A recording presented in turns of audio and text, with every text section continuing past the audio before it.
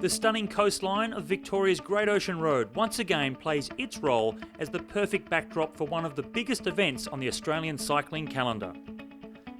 10 years have passed since the tragic loss of Amy Gillett, and while the foundation formed in her name continues to improve road safety for all users, the action-packed weekend, which includes Amy's Otway Tour and Amy's Grand Fondo, will certainly be emotionally charged. The addition of a criterium Saturday afternoon sees the women's race this year evolve into a two-stage tour. And, new last year, the sprints on Amy's Wall bring a party atmosphere to the streets of Lorne Saturday evening. Sunday kicks off with stage 2 of Amy's Otway Tour, a tough road stage for the nation's best female cyclist. And more than 5,000 recreational riders will tackle Amy's Grand Fondo. In the Subaru National Road Series, Ruth Corset's overall lead has narrowed to 9 points from Georgia Baker, and Lucy Caldwell 12 points behind sits third. No racing for them here, however, the men's standings sees Kiwi Patrick Bevan with a commanding 36-point lead over Michael Schweitzer and 41 points ahead of Raphael Freinstein.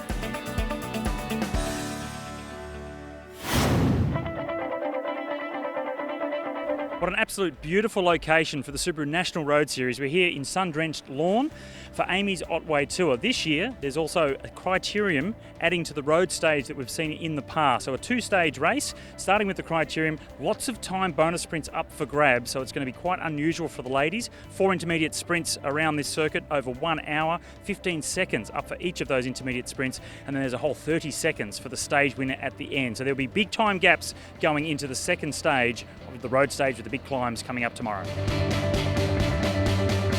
Today we have a 36 kilometre criterium, which is a hot dog circuit. It's quite technical and quite narrow, so positioning and gear selection is quite key for today. We're looking, obviously, myself for the bunch sprint or even Kendall Hodges even to hopefully make a breakaway.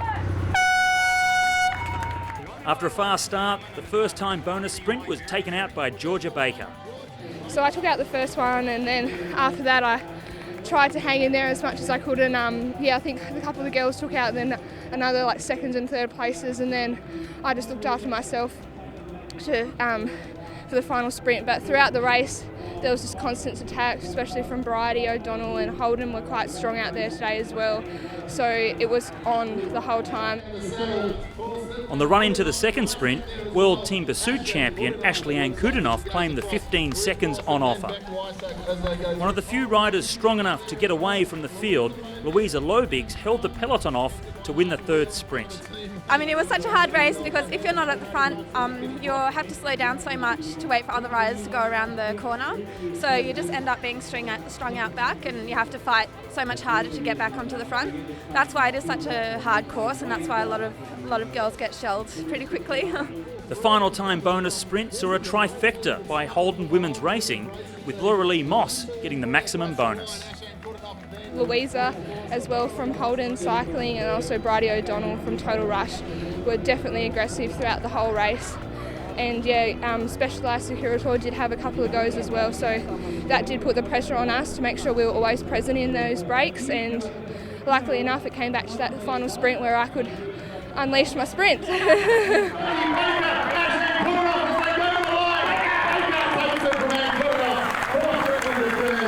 That was one tough race, that's for sure. I definitely wasn't feeling it that entire race, and I was really just hanging in there, to be quite honest, and I just tried to look after myself, and I'm glad I've got such great teammates here helping me out. So then it was just all down to positioning in the last 300 metres, and I'm really, really happy, and it's great. A solid victory in Stage 1 to High5 Dream Team's Georgia Baker over Ankudinoff from Subaru NSWIS and Ruth Corset from Total Rush Hyster.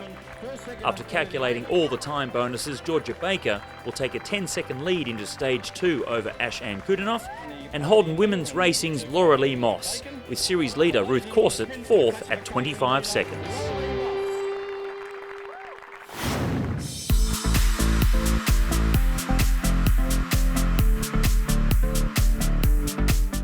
Welcome to Amy's Wall. Now, this is not part of the women's tour. In fact, it's not part of any tour. And judging by the gradient, there's no wonder. I'll tell you what it is though, it's heaps of fun. Oh, big breath out as they come out the line now. Single run.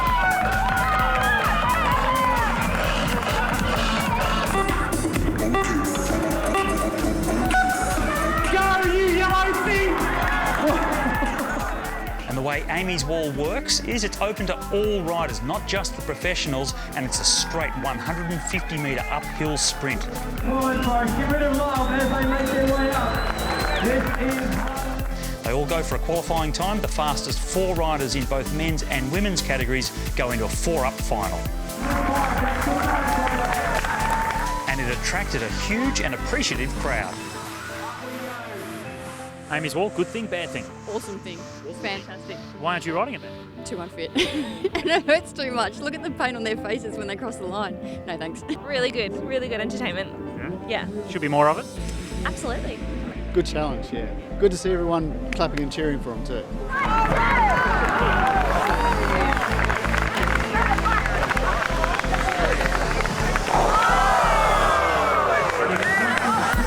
Now you got up the wall okay, but things didn't go too well when you got to the top. Maybe next year have another go? Do you think you put in a good performance?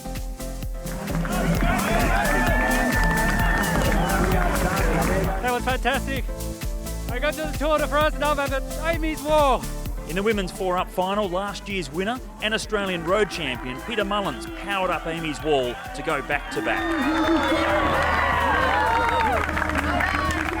Well, you had to win that. You're Australian women's road champion. It's pressure, and defending champion. But yeah, it's the first race I've actually done in the jersey, so it's nice. What's harder, Mount Buninyong or Amy's Wall? Well, after 3 weeks off the bike, I think this is probably harder. But yeah, I'm just happy to be back for another year. They put on a great event here, and it's nice to get together with 6,000 people and celebrate cycling.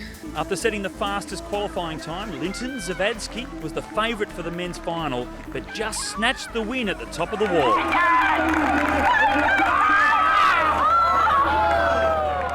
Oh my goodness.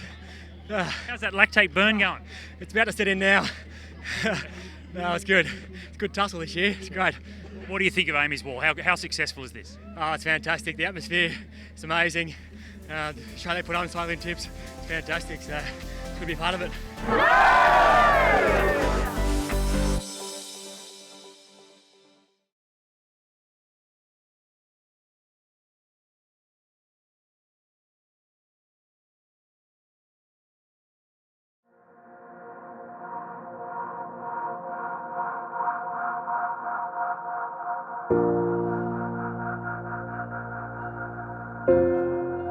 The riders could not ask for more perfect conditions here for stage 2 of Amy's Otway Tour. We're in Lorne, the sun's just come up and it's absolutely pristine racing conditions. Now the first 40 kilometres of the 109 kilometre stage is along the Great Ocean Road, so it's going to be fantastic racing for the riders on fully closed roads down along the coast, and then they turn right and they climb up to Skeens Creek. There was lots of action on that climb last year and I expect exactly the same this time round. And the climb up to the finish at Ben Werin, which will decide the tour. It's a fast climb, so hopefully we don't lose too much time from some of the climbers. Climbing isn't really our strength today, but we'll try our best. Then we head out through forest, and it's quite undulating and lumpy, dead roads. It's predicted to be a headwind as well. I mean, after yesterday, the crit shook things up a little bit. I think there was a couple of people who can climb quite well that weren't in the front bunch, so that'll change the dynamics a little bit. But obviously Ruth's out for a win, I think, based on yesterday, and she's got, I think, 20 seconds on me at the moment.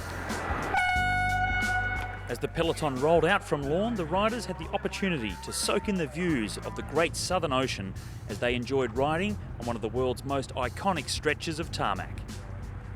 However, it wasn't long until the attacks started, with Echuca training partners Minda Murray and Danielle Garden moving away from the group.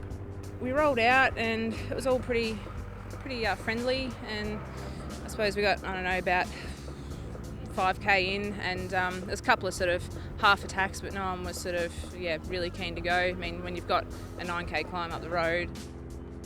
I'm not much of a climber, so I thought, why not have a little bit of a crack? I was planning on attacking maybe up Mount Warning and getting a bit of a gap, because that's my best chance to get with the front bunch over the top of the climb, get a bit of a head start. But when Danielle Garden went, we're good friends, and when you see a fellow Echuca person go up the road, you go, well, I'll go and give her a hand. And the peloton wasn't really interested in chasing us, so neither of us posed much of a threat to GC. So we're pretty lucky. We got a lot of headwind. By the time they reached the first intermediate sprint, the gap was out to 1 minute 42 seconds. We just worked really well together, just making sure we sort of kept turns, kept it rolling, tried to keep it a fairly steady pace and make sure that we could just keep away from the bunch for as long as we could. And I actually don't know who won the sprint. We sort of rolled over together. We didn't really contest it, so I have no idea. Just rolled on and worked until bottom of Skeens. I said to Dan, because she spent a lot of years over in Italy with climbing Stelvio and that sort of thing, so she's a good hill climber. I just said to her, you just do your own pace and I'll look after myself. Typical Great Ocean Road, that's what it's renowned for, and it's just beautiful. So, it's not bad when you're in a dark place and your head's down and you're in the headwind. You just look out to the ocean and you think, you know what, this is pretty good. We're pretty lucky to be riding our bikes out here.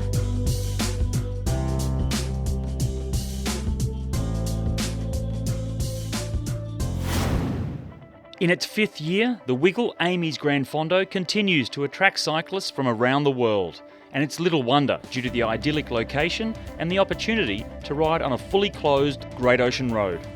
5,700 participants were bathed in sunshine, and they were all thinking of Amy Gillett on the 10th anniversary of her passing as they set off from Lorne. The 110 kilometre ride started with 40 k's of coastal bliss before the 2 big hill climbs at Skeens Creek and up to the finish at Benwarren. After going solo on the Skeens Creek climb, Brendan Canty continued alone all the way to Benwarren to be the first finisher in the Wiggle Amy's Grand Fondo. They are very special coming out and doing a ride along the Great Ocean Road with full road closure to support such a good cause. I mean, obviously Amy's incident 10 years ago is very tragic, and that's why we're out here to promote safe cycling and A Metre Matters with the Amy Gillett Foundation. So to come out and get a win at the same time is just the added bonus. Tough work at the top of Benwarren, but you've made it. How good was that? Yeah, it was tough work out there today. The boys in the group were full gas and on the limit all day. And you climb that last hill and you're in the locker and you're cramping and you're trying to control the cramps. And for me, the group went up the road and I just popped. I couldn't hold it. And but I'm so glad to finish. And it's a reward. You do all this training and you get to do such an amazing race. Love this event. I've only done it for 3 years. I wish I had done it since the induction, but I'd just love to come here and ride for Amy, and it's nice to clean sweep the weekend in this jersey, so pretty proud. It's been a while since I've been on the bike, it was very tough, but beautiful scenery, it was a real pleasurable race. Yeah, well, it was my first event, it was real. That scenery along Great Ocean Road is fantastic. I've just recently moved from Brisbane, so it was good. It was hard. I'm sick, so those hills were challenging. Oh, it was beautiful, beautiful. I've come over from New Zealand, so absolutely thrilled to have come and done it. Awesome ride. When you're getting 6,000 people on the start line, something's right. So, it's fantastic to look back and see all those helmets down the main street of Lorne. It's terrific.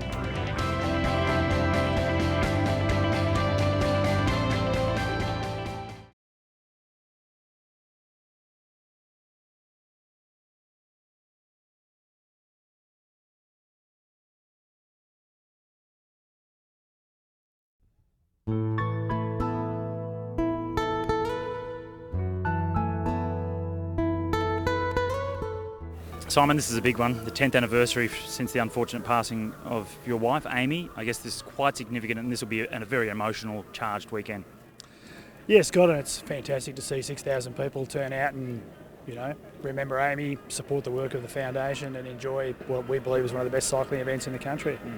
Can you take us through the concept that you came up with on the way back from Germany from that tragic accident?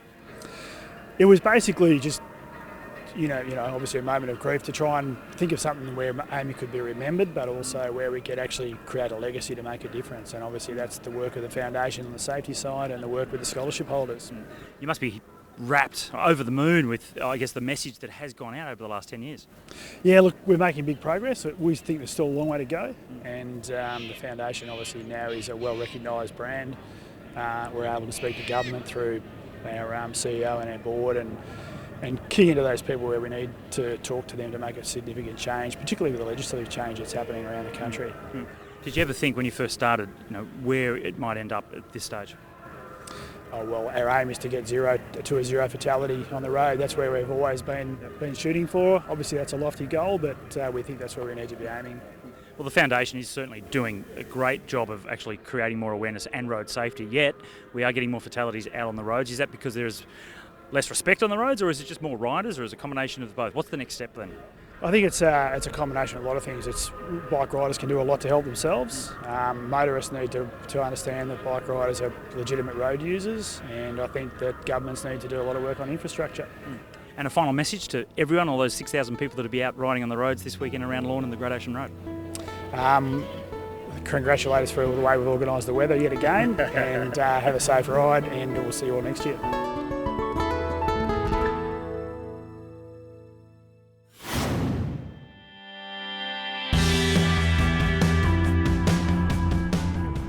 When the leaders turned at Skeens Creek to start the 10-kilometre climb, they had an advantage of 2 minutes and 45. That didn't really threaten us as High5, so we were happy to let that one go.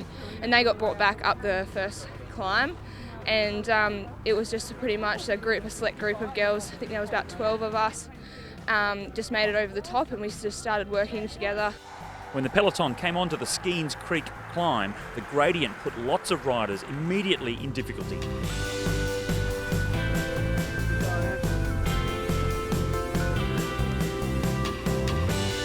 Yeah, so the plan was for our team to work hard leading into Skeens Creek and then basically set the tempo up the climb. Like, we knew that there was a lot of individual riders that could climb, so it meant that probably no one team was going to work really hard, so we decided we'd take ownership of that. Under the pressure from Perry, the peloton started to splinter. Actually, I was quite glad we had a headwind up the climb, and I'm not that fit at the moment, so I was really hoping that was going to slow the true climbers down. So it was actually quite easy for a bunch of us to just get a sit on that climb, so it was good. Ruth Corset's teammate Kate Perry went to the front of the peloton to up the tempo. I think because we had such a big gap, it meant that no one was really wanting to work, and there was a couple of teams that had 2 riders, ourselves included. So, whilst I was on the front, I was making sure I wasn't working too hard, just keeping an eye on who was around me. As the strong climbers forged ahead, several groups formed further down the climb. The plan was for Ruth to try and get some time bonuses over the top, which I think we did. We did well, and then regrouped and worked together. So, yeah, look, I was a bit worried that I'd gone a little bit too hard on the first climb, but we're fortunate that it's undulating. So once you get over that climb in front, we were hoping to stay away, which we did.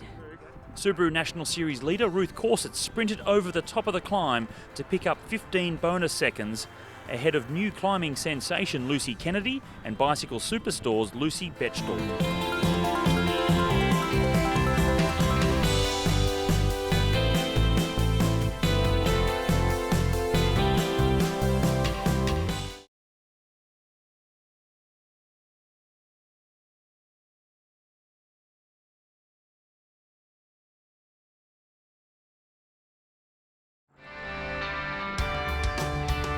By the time the remnants of the peloton made it to the second intermediate sprint at 82 kilometres, the gap had blown out to 4.5 minutes and they were out of contention. Kate Perry was doing a lot of work on the front just to keep the bunch moving, because once we got a time check of 4.5 minutes, no one was really keen to keep the bunch rolling. So yeah, it was definitely Kate would come to the front, keep the pace up every now and then. No one was keen to do too much. So about 10k out from the finish, Kate Perry attacked. Everyone sort of looked at each other and there wasn't really a reaction, and she got a big gap quite early. Yeah, look, the plan definitely wasn't to launch off the front, but I had no other choice leading into the corner, so I got a gap, and yeah, and we're lucky that on the day it worked in our favour.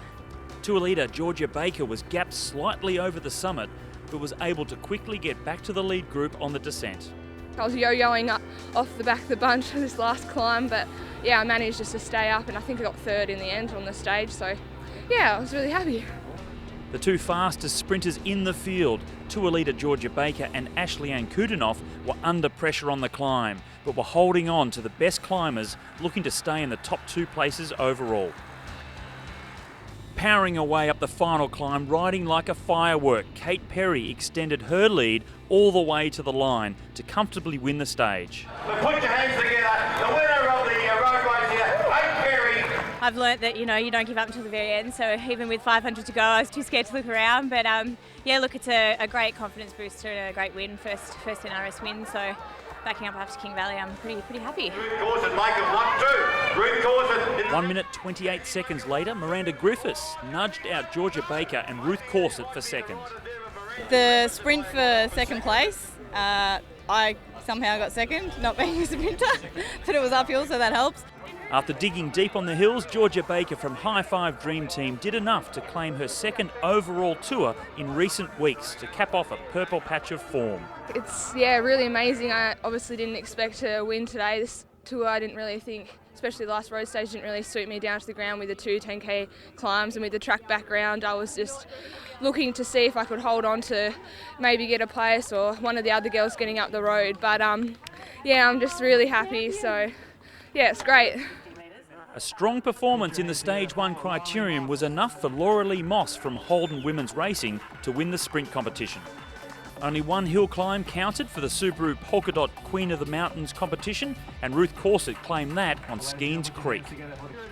Specialised Securitor took out the overall teams classification. In the Subaru National Road Series overall point standings, Ruth Corset now holds a slender 2-point lead over Georgia Baker. It's a great place, I think, Lorne, and obviously to race along the Great Ocean Road. We don't really get many tours like this one. We have such a great view to look at along there, and it's really scenic, and it's really great to hold a bike race here, and it gets a lot of people out to watch and support us as well.